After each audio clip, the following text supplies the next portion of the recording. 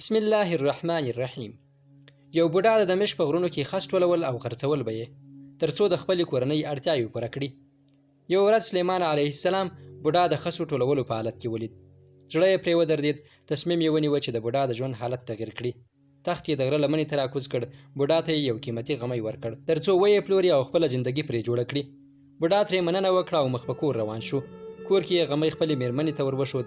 مېرمنه یې ډېره خوشحاله شوه. غمی یې د مالګې منګوټي ته ور واچاوه. ساعت وروسته یې چورلټ له یاده ووت چې غمی یې څه کړ. د ګاونډي ښځې ته یې مالګه پکار وه. راغله د مالګې منګوټی یې یوړ او په غمي یې ځان غلی کړ. بوډا ډېر خفه شو. په ښځه یې منت وکړ چې غمی ولې ورک شو.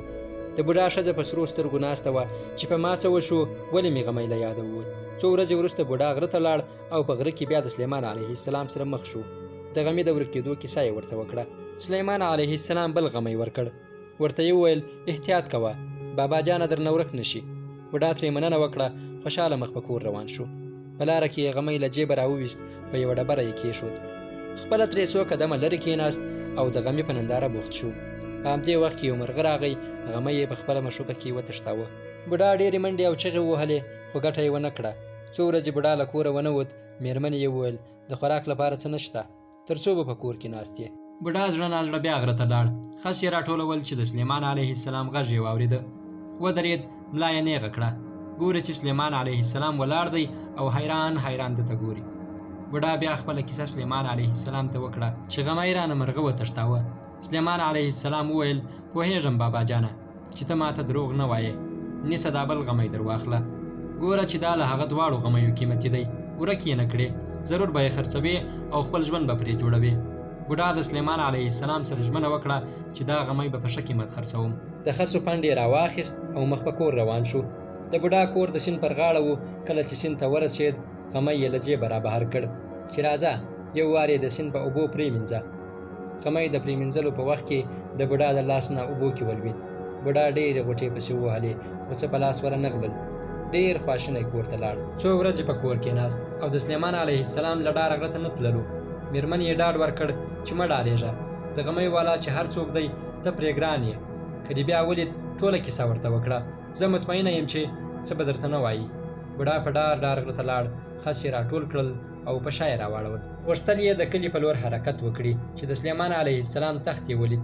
بوډا د خسو ګېډۍ په ځمکه واچاوه. په منډه منډه وتښتېد.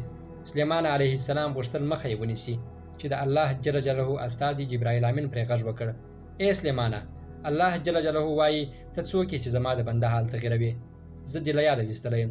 سلیمان علیه السلام ډېر ژر په سجده پرېوته. د خپلې تېروتنې بخښنه یې وغوښته.